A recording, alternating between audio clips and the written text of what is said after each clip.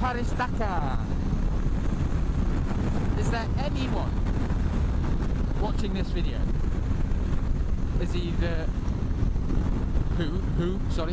have either done the Paris Dakar, going to do the Paris Dakar, or wanted to do the Paris Dakar?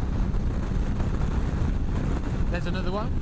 Or wants to do or will do own a rally, a Paris Dakar bike type thing, which is, I understand, a rally bike, a rally grade normally, I think they're denoted.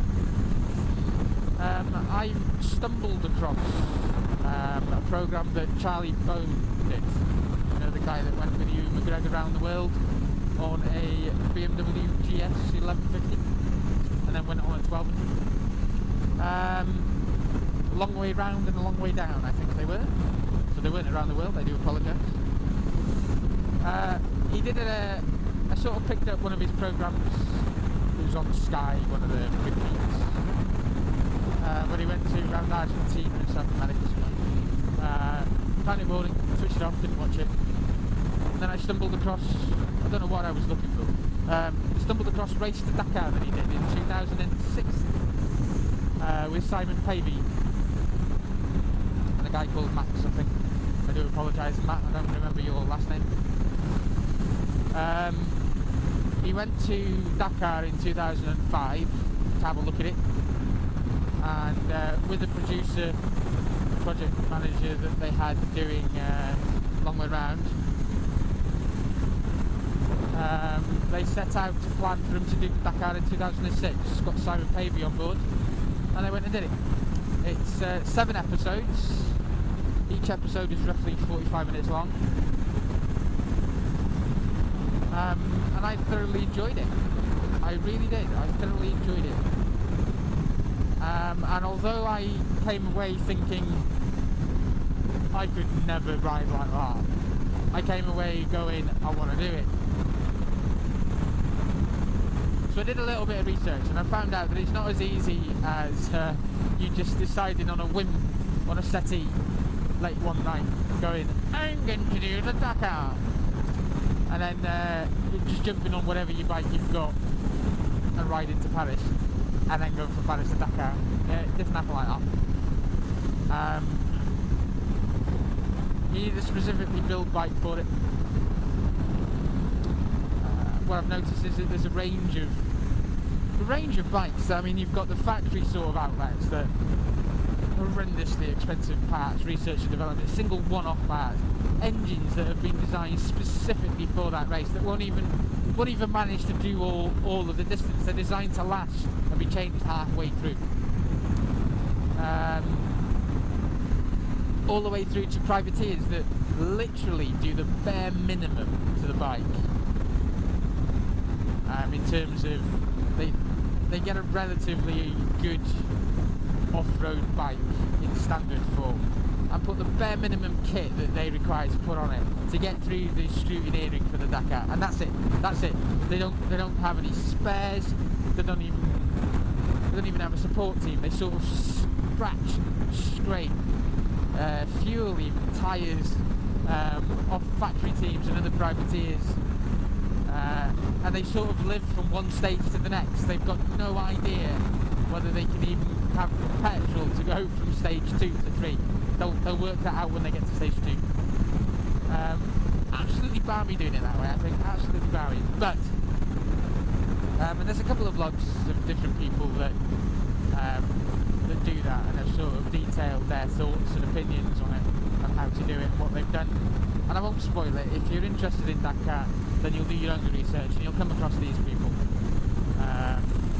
And just like the races that you find your own way of doing things, I think your research is very similar as well.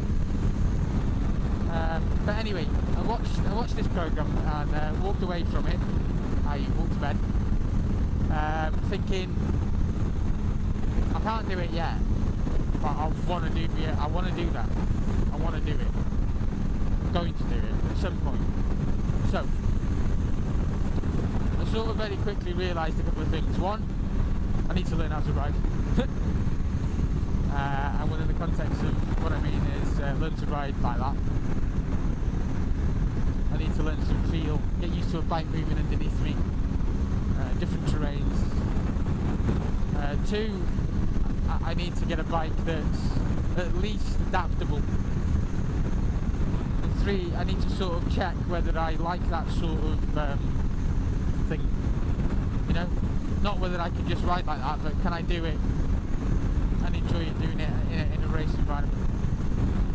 And then finally the finances. But I mean, you need that much money. I think if you're worried about the finance right at the beginning, you're never going to achieve it anyway. So that'll happen in the future, if it ever does.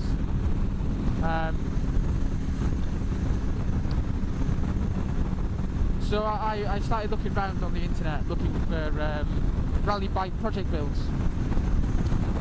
And I knew that, you know, a lot of people pick KTMs, the big adventure bike. And I thought, well, yeah, that's great, because I wanted a KTM once. But then I found out that it only does 40 to a gallon. And if I was going to use it as an everyday bike as well, because I couldn't afford not to use it as an everyday bike, I just couldn't afford the fuel. So I kept looking and found out that people also use BMW F650s, F650 GS. So you're talking about 2000 to 2004-ish. The fuel injection ones.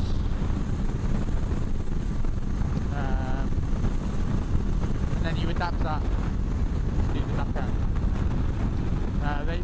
They do an F650 GS Dakar. You still need to adapt it, but you know, that's part way there. Fuel's good. Fuel economy is good. Loads of parts, easy to work on. Manageable weight for me to be able to pick things back up. So I thought, ooh, yeah, might have a look at them.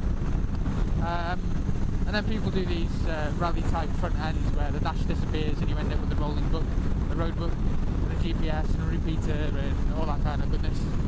And I don't really understand all that yet, but I will do, hopefully. So if you've got any input to anything along those lines, then please drop me a line, make a comment, video response of your bike. So what I'm looking for is not just trial bikes, but rally bikes. I want to see rally bikes, rally bike builds, projects. Because I need to learn more about the bikes and what sort of kit is on them. I'm interested, you know, if you've got a factory bike somehow that you bought it for thousands of pounds, then yeah, great, fantastic. But I'm even more interested in the, you know, the everyday man sort of thing, the average man's bike, something that people can actually afford to do in a garage at home, rather than something that a manufacturer can produce and no one else can. Alright? But if you've got anything to add, then please add it, put a comment, video response, drop me a message with an internet link to the source or resource or your photo book or whatever. Thank you.